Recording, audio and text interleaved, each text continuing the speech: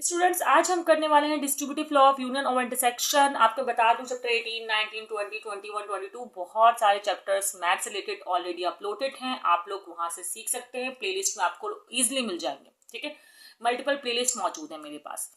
अब यहाँ पर क्या है, डिस्ट्रीब्यूटिव लॉ ऑफ यूनियन और इंटरसेक्शन करना है, लेकिन बाय यूजिंग वेन डायग्राम। जो टाइटल आपने देखा है इसको देखकर क्लिक किया। अब कैसे करेंगे, पहले तो आप ये देखें कि डिस्ट्रीब्यूटिव लॉ ऑफ यूनियन और इंटरसेक्शन होता क्या है, इसका फॉर्मूला क्या होता है। देखें, इसका अगर हम इसकी बात करें तो फॉर्मूला होगा A union B intersection C. A union B and intersection A union C.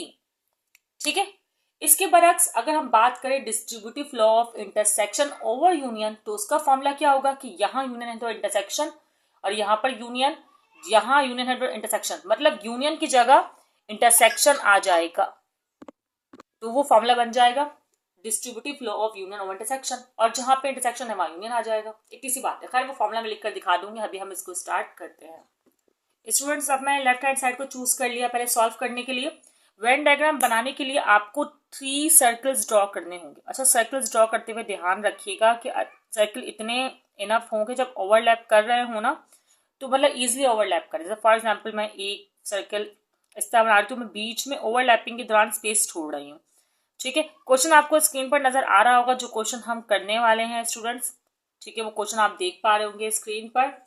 Okay, और जो है उसके अलावा मैं यहाँ पर कितना ओवरलैप करना चाहिए मुझे, मैं इतना ओवरलैप कर लेती हूँ, क्योंकि अच्छा, ओवरलैपिंग ही क्यों बना रही हूँ, अगर आप क्वेश्चन पे गौर करें तो इनके मेंबर्स मिलते जुलते हैं। जब सेम मेंबर्स रखता है ना कोई भी सेट, तो हम उसके जो वेन डायग्राम है वो ओवरलैपिंग बनाते हैं। ठीक है, इस तरह आपने कुछ सर्कल्स ड्रॉ कर लेने हैं। आप चाहे तो कंपास का यूज कर सकते हैं। उसके बाद आपने ना नंबर्स फिल करने हैं। जो भी नंबर्स जहां भी आ रहे हैं वो आपने फिल कर देने हैं। सबसे पहला काम क्या करना है आपने, अब पहले आप सेट्स के नाम दें, जैसे कि ये ए है, ये बी है एंड ये सी है। ठीक है, अब ए और सी कि ये ओवरलैपिंग पार्ट है। पहले आप देखें ए और सी में क्या कॉमन है। ए और सी में अगर आप सवाल पर गौर करें तो 5 कॉमन है। ठीक है स्टूडेंट्स, ए और सी में क्या कॉमन है, 5 कॉमन है। अब हम देख लेते हैं ए और बी में क्या कॉमन है। ठीक है, ए और बी, अच्छा सबसे पहले छोड़ें, आप देखें ये जो साइड है ना, ए बी सी तीनों की ओवरलैपिंग साइड है। तो आप देखें ऐसा कौन सा नंबर है जो ए बी और सी तीनों सेट में कॉमन है, तो आप लोग बोलेंगे 7। सबसे पहले तो मैंने 7 लिख दिया, फिर ए सी के मेंबर लिख दिए। अब मैं देख रही हूँ बी सी में क्या कॉमन है, तो बी सी में जो मेंबर कॉमन है वो है 9। ठीक है, अब एक और रह गया, मैं देखूंगी ए बी में क्या कॉमन है। इसमें है 4, 6 एंड 8 कॉमन है। अब ए में क्या मेंबर्स बच गए, सिर्फ 1, 2, 3 बचा है, जो कि हमने कहीं भी अभी तक कॉमन नहीं लिया है। बी में कौन से मेंबर बचे हैं, सिर्फ 10 बचा है, जो कि अभी तक हमने कॉमन नहीं लिया है। एंड सी में कितने मेंबर्स बचे हैं, 11 बचा है। ठीक है, जो कि हमने कॉमन नहीं लिया था। अब आपको आंसर्स लाने हैं। देखिए, लेफ्ट हैंड साइड को सॉल्व करने के लिए आपको कम से कम ऐसी 2 वेन डायग्राम बनानी पड़ेगी। एक तो आप ब्रैकेट सॉल्व करेंगे। ब्रैकेट इस वक्त आपके पास क्या है, बी इंटरसेक्शन सी। पहले इसके लिए काम करेंगे, फिर दोबारा वेन डायग्राम बनाएंगे एंड देन जो बी इंटरसेक्शन सी का आंसर होगा उसको यूनियन करेंगे ए से।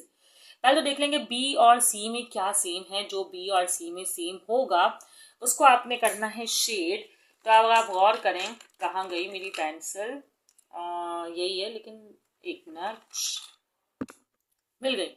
ठीक है, बी और सी में जो कॉमन है वो अगर आप गौर करें अच्छे से तो है 7 एंड 9। ये बी है, ये सी का सेट है। 7 एंड 9 इसमें कॉमन है। अगर आप यहां से नहीं देख पाए तो आप सवाल में से देख लें, 7 और 9 इन दोनों में कॉमन है। आप 7 और 9 शेड कर दें अगर आपको वेन डायग्राम से कंफ्यूजन होती है। तो ये तो हो गया बी इंटरसेक्शन सी के लिए वेन डायग्राम। अब आपने सोचे, सपोज करें कि मैंने दोबारा एक और वेन डायग्राम बना दी है।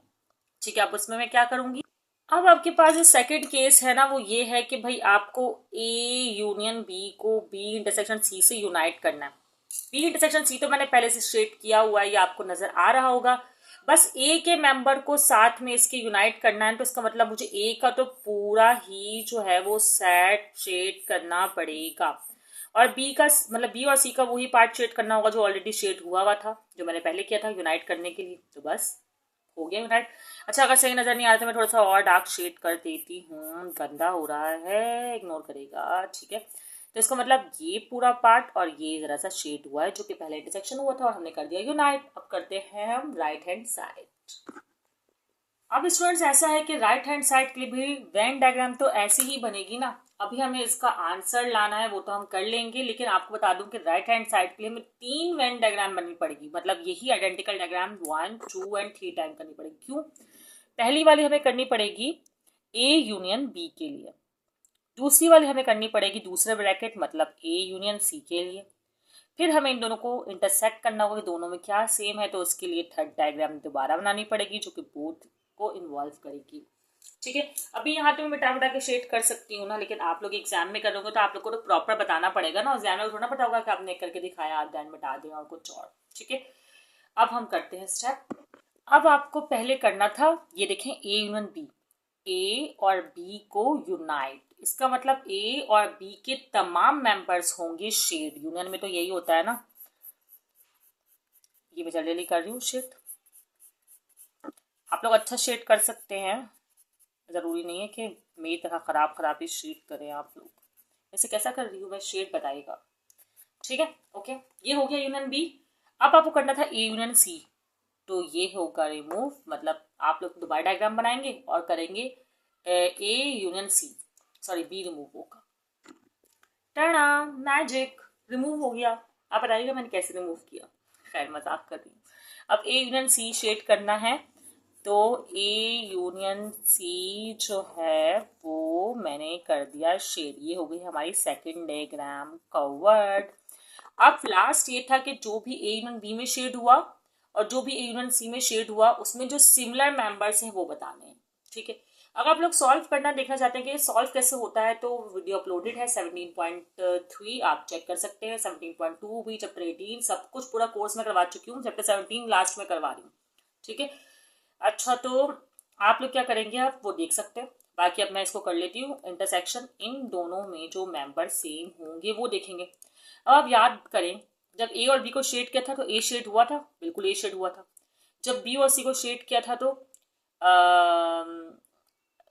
सॉरी गलत बोल रही, जब ए और बी को शेड किया तो ए शेड हुआ था, और जब ए और सी को शेड किया तब भी ए शेड हुआ है, तो इसका मतलब ए तो इंटरसेक्शन में आएगा ही आएगा, दोनों में कॉमन है।